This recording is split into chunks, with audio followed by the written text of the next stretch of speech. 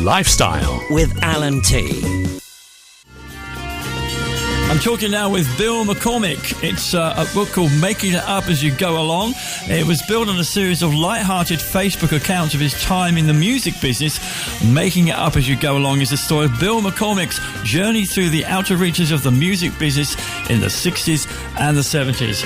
And now I hope we got him on the line. Are you there, Bill? I am indeed, yes, Alan. Can you hear me okay now? I can now, thanks. Excellent, yeah, I knew it would work. I'm playing, I don't know if you probably recognise it, I'm playing Bundles from the Soft Machine behind us. Oh, right, yep. Okay, that's a period bit beyond my knowledge. Well, I wasn't quite sure, but I thought you might be interested in it. And I was actually I was doing some research and see if I can find something that was, obviously, as you quite rightly say, far more relevant for you. But tell us about your life, because obviously I've been sort of looking at your background, quite interesting and fascinating. And obviously the music around the 60s and 70s, I think, was the most exciting period of music of all time. Well, I would agree with you, not just because I was involved in it. Things did change a huge lot in the 60s in particular. I was fortunate to meet an important guy called Robert Wyatt. Who was in the Soft Machine and then had a whole load of his own solo albums. It's his 80th birthday today, I think. Today, is it? Oh, congratulations to Robert. Wow, yeah. So we're all about the same age, buddy. So I met him, my mum and Robert's mum worked at the same school, and we were invited round when my mum said, oh, my sons are interested in pop music. She said, Robert's mother said, oh, come round for lunch. So we did, and we met Robert and the rest of the band, because they all lived in Robert Wyatt's mum's house in West Dulwich, which they painted with psychedelic colours and whatever's outside the front. I think my father and mother were a bit bewildered by it all, but, you know... As they always were. They at least they were polite. And, nice. And we had lunch, and then at the end of it, as we were leaving, Robert casually said, oh, if you're in the area, pop in, have a cup of tea. Well, it happened to be on my route to and from school, so I used to pop in pretty much daily. And in those days, they would open the door and say, oh, God, we haven't seen you since, what, yesterday? have a cup of tea. And Robert gave me an education in particularly jazz music. Lots of John Coltrane and Charlie Mingus. Excellent. And then a few weeks later, we went and saw Soft Machine play their first ever gig at a party in Kingston. Yeah. And that was it. You know, I wanted that lifestyle. I wanted to be that person up on stage. And so I routed around my school, which was a place called Dulwich College in South East London. And I came across a guy called then Phil Target Adams, who was the only person I knew who had an electric guitar. And so we formed a band, and eventually we found ourselves a drummer and some other musicians, a guy called Charles Hayward was the drummer. And we would play around the school. We'd end up on occasions playing to 300 or 400 kids from different schools.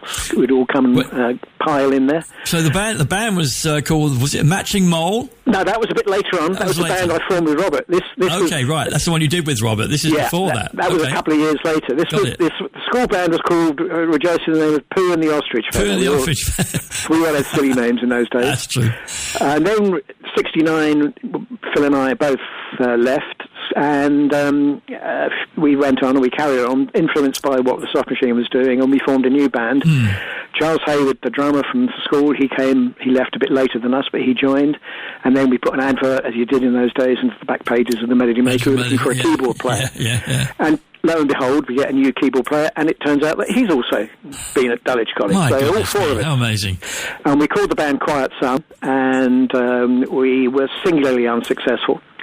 And then in the spring of 71, we played a gig at Portsmouth Polytechnic, and we were supporting a band called Symbiosis, which was like a jazz pickup jazz band. Yes. And Robert Wyatt sometimes played with it, and that night he was there.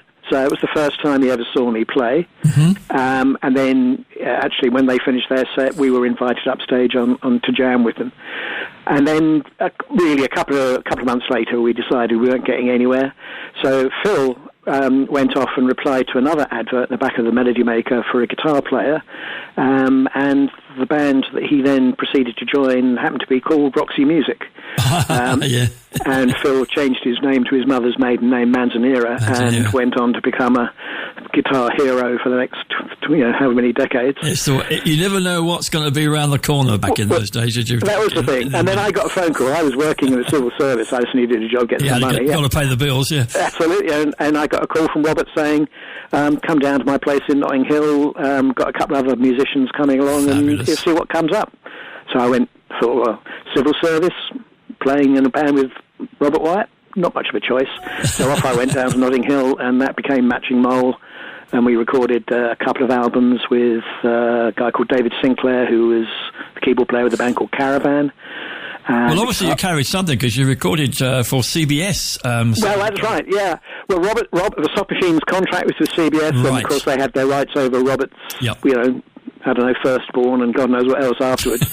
So we recorded 2 albums for CBS, and then sadly the band broke up. Financial pressures, frankly, it was I think getting to Robert being the leader of a and being responsible for other people's well-being, as it were.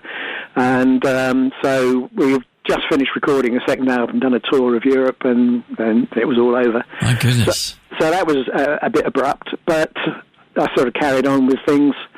Did a couple of tracks for a guy called Brian Eno, who, of course, went on to work with Bowie and all sorts of people. Oh, God, yes.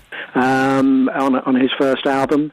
And then Phil, by that stage, Phil Manzanera, as he is now, had become pretty successful. And so he got to do a solo album, as you did in those days. Mm-hmm. And he decided that not only he was going to do his own solo album, he booked a studio basically through the day. So in the daytime, they did his solo album. And in the evenings, what was then Quiet Sun came back in, and we recorded the album that we'd been rehearsing and playing to nobody 3 years before. Right. And that was released it's 50 years ago this year. Incredible. And as a recognition of the fact that 50 years ago we released this album, we've actually just gone into the studio, and we're going to do a 50th anniversary edition with new material as well as the old album as well. So that will be a new Quiet Sun album will be coming out later on this year. Now, am I looking here that it says you toured the UK supporting XTC and Peter Gabriel? Wow. Yeah, that's right. Yeah, that was the last band I was in. It was a band called Random Hold, which of course heavily populated by students from Dulwich College. Wow. So the guitar player is a guy called David Rhodes, who subsequently has worked with Peter Gabriel on every studio album he's done ever since. Yes, yeah. A guy called David Ferguson was a keyboard player, did a lot of BBC soundtrack music afterwards, and he was also the chairman of an organisation called the British Academy of Songwriters and Composers that do things like the Ivor Novello Awards. Sadly, he died about 12 years ago from cancer. We did that, touring with Peter Gabriel. I mean, it's one of the nicest people you'll ever meet. He used to go on stage before we went on as the support band. Most, support bands usually, most people don't want to have them get in the way of things. With them. He would go on stage and introduce us and say, "Look, please give this band a listen to." Yeah. We toured with him. We went, did everything the same.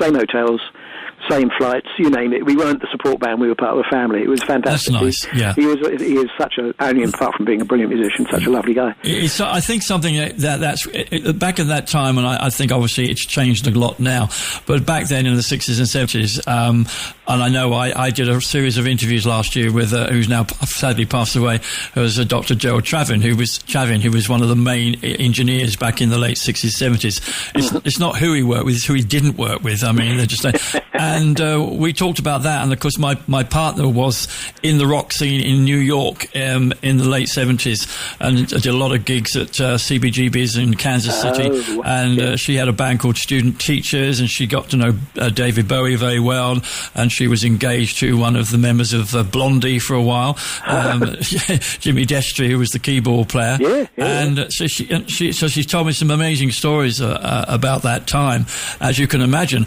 But of course, and it was like a family because they'd go down. She hung out with the Ramones and B-52s and all the Talking Heads and all these sort of wonderful sort of acts who'd done extremely well. But there was a lot that didn't do well, But I mean, at the same time, you just didn't think of it as being abnormal because you were around other like musicians. And when they did an opening session for Iggy Pop, he actually came on and introduced the Student Teachers, and there you go. That's the sort of thing that Peter Gabriel did. Yeah, that was it. I think, you were musicians first. Yeah. And, that everybody had that in common. Yeah. And everybody was interested. I mean, people were incredibly generous. I mean, I remember I only accidentally learnt to play the bass guitar. Because when Quiet Sun was formed back in 1970, the one thing we couldn't find was a bass player. We had a drummer, we had a guitar player, we had a keyboard player. We couldn't find a bass player. That's how my partner became a drummer. She learned to play the drums because they couldn't find a drummer. Well, the thing, the arrogance of being sort of 20 years old at the time, I looked at a bass guitar. There's only 4 strings. How difficult can it be? Oh dear! So I said, look, they were all terribly complicated, sort of 20-minute instrumentals with odd times. So I'll just learn all the bass parts, and we can and then we'll find a bass player at some later stage. So sort of 10 years later, I was still playing bass, but not quite in the same set of circumstances. So it was all accidental. So which is the reason why it's making it up as you go along. Is the title of the book. Title of the book, yeah.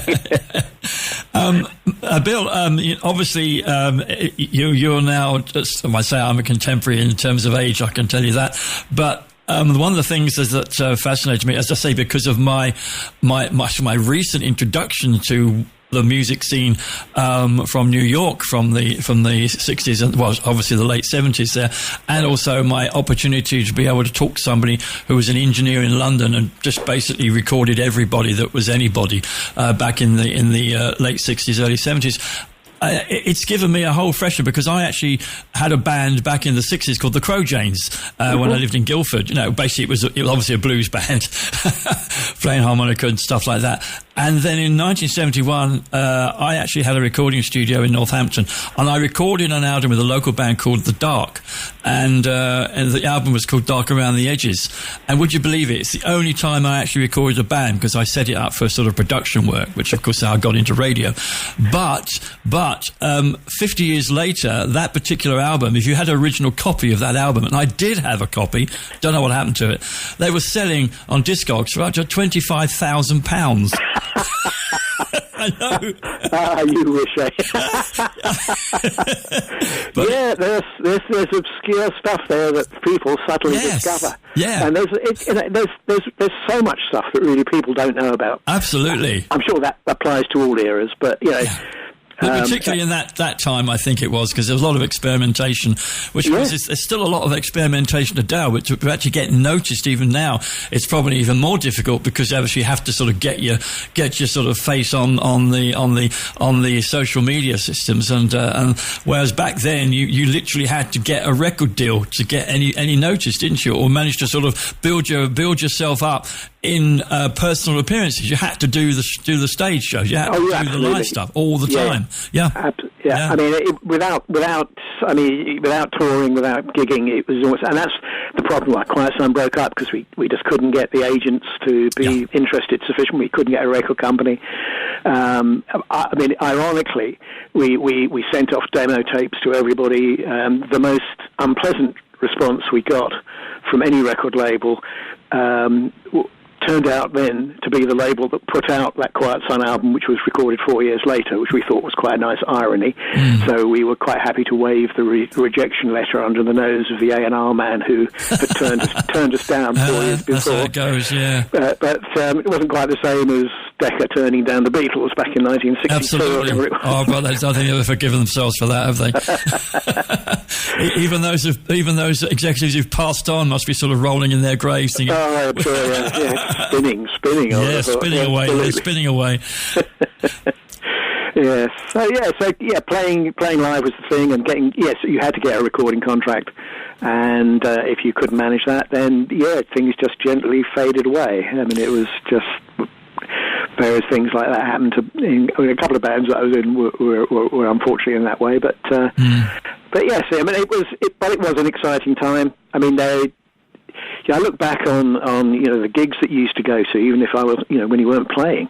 I mean, the lineups that you could go and see at places like the Lyceum in Strand and other Middle-earth in Covent Garden, you'd be seeing 4 or 5 bands a night, all on their own, could headline. Yeah. But they were fantastic nights. I remember in the 60s, Bill, that I lived in Guildford, and it was basically called the Plaza Ballroom, but it actually was a blues club, and I literally saw the Stones there a few weeks before their first single came out, Come On, and also I saw a band there with Zoot Money, Long John Baldry, Reg Dwight on the piano. Oh, the Reg, yes.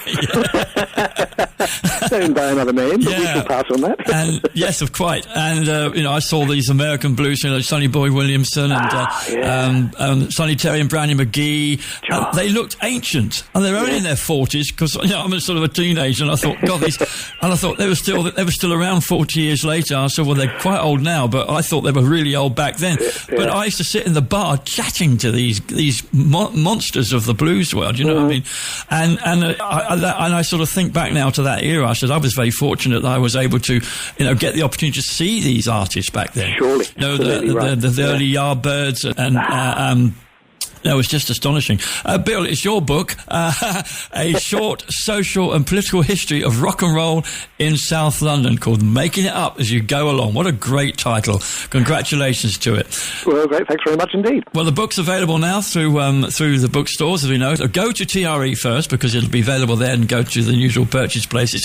And it's called Making It Up As You Go Along, by Mill MacCormick. That's M-A-C. Is it M-A-C-O-R-M-I-C-K?